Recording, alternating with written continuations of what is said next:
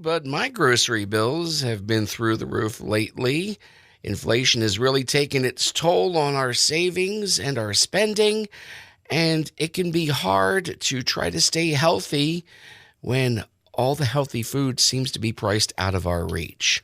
Well, joining me on the phone today is James LaValle. He's a clinical pharmacist and the author of Cracking the Metabolic Code, and we are going to talk today about staying healthy on a budget. Jim, thanks again for joining me on Community Spotlights.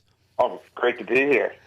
All right. Now, you say that we can stay healthy and budget conscious at the same time. In fact, you think it's easier than people think to stay healthy and save money doing it.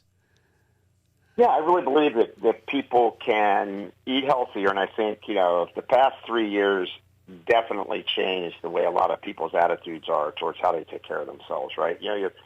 During our pandemic years, you either were having, virtual wine parties and learning how to bake better cookies, or you decided that, hey, I need to start taking care of myself. And, at the core of taking care of yourself is, how do I eat better?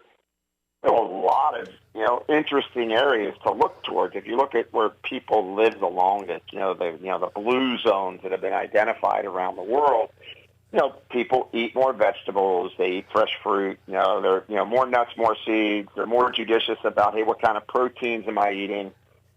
And, the big problem, I think, on a lot of fresh produce, especially, I know when we became empty nesters in our household, you end up buying all this fresh organic produce. It's expensive, and this stuff starts to, rot before you can even buy it all, right? So I think it's learning how can I be more effective at eating well on a budget, and I think there's, several things that you can do that. Now, you mentioned blue zones. Would you like to go into a little more detail on that? Where are these zones and what makes them healthier than our current locations? Yeah, so, I always tell people, look, it's never just what a culture is eating. It's also how they're living, right? So if you look at, Icaria, Greece, or Okinawa, Japan, or the Nicoya Peninsula in Costa Rica, or Sardinia, in Italy, people eat more fresh food. Vegetables are at the center of their meals. They're not eating all day, or like I say, people in America, we tend to eat too much, we eat too late, we eat too often. We don't pick the right foods. And then we get stressed out a lot over our work days, and we don't get enough sleep, right? So that kind of puts us at a deficit. But the one thing for sure is that in general, these cultures, people are more mobile. You got 80-year-olds walking up 300-400 steps in a day, and over there in Sardinia carrying their fresh produce.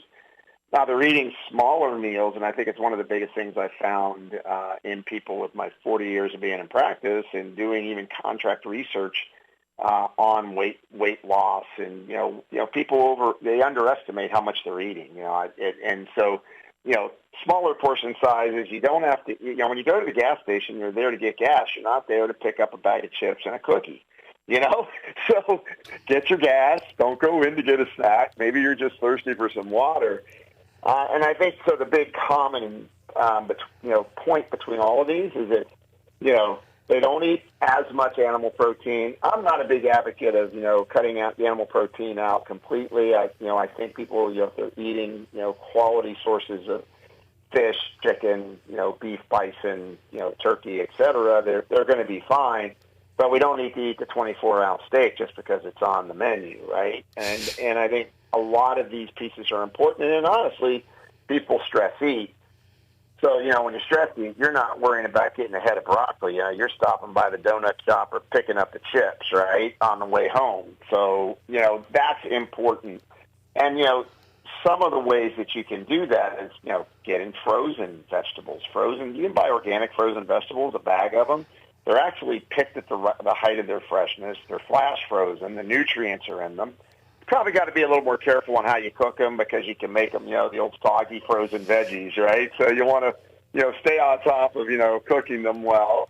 But the nice thing about that is you can close the bag up and put it in the freezer and you got them for another meal versus, then potentially kind of going bad, and you do the weekly clean out of your fridge. And I also think using delivery. So don't go to the grocery store when you're stinking hungry, right? But what my wife and I did, she's a dietitian.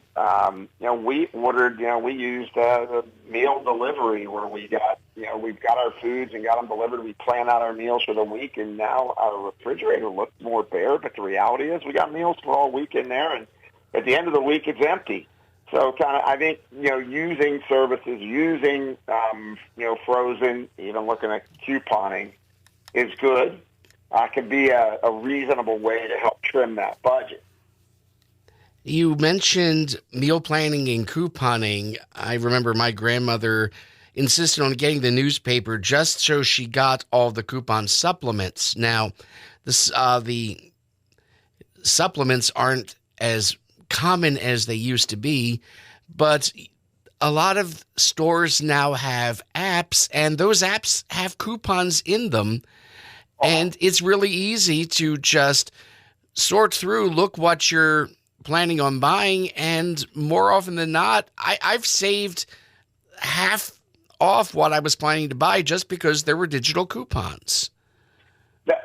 That is absolutely a brilliant way to save on your budget. And that works all the way through your trash bags, right?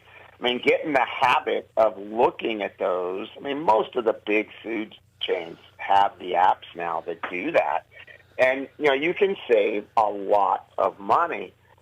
And, planning out your meal for the week, it takes a little bit of time. But, when you're saving half on your grocery bill, that's real money. That's, it's like everything's expensive nowadays, right? No matter how you look. Food prices have gone up. They've never really they've dropped a little, but they're still up. And I think, those are the things you've got to really look out for is how am I going to begin? Look, the first choice that people need to make is I want to become healthy. How do you become healthy? Well, the average person right now is only eating 1 to 3 vegetables a day. And all the people that I interview in my practice, I'm interviewing a client, they're just not getting in the vegetables. That's the big secret. Now, why are blue zones important? The most people living to 100 years of age, and they're vibrant at the age of 80. I'm just trying to get people here in the U.S., can we get you to 80 feeling good and not having a sack of meds? You might need a few, sure, but, try to live your best life so you get to enjoy everything that you can. Try to start to plan things out and stick to it because, the other alternative of just kind of dealing with chronic illnesses that set in when you're overweight and, you're coming pre-diabetic and, you're not moving around much. Those types of things literally take the starch out of your life. It's not as fun when you're having to manage all that. James LaValle, clinical pharmacist. His book, Cracking the Metabolic Code, is available from the usual suspects. If someone wants to find out more about you and staying healthy on a budget, how do they do that? JimLaValle.com is a really easy way to do it. If, for some reason people want to learn about the heart supplement, they could go to Kyolic.com. But JimLaValle.com, I got all kinds of events and information on there, so easy to look up. Jim LaValle, thank you once again for joining me on Community Spotlight, and hope to have you back soon. That's great. Thank you so much for having me.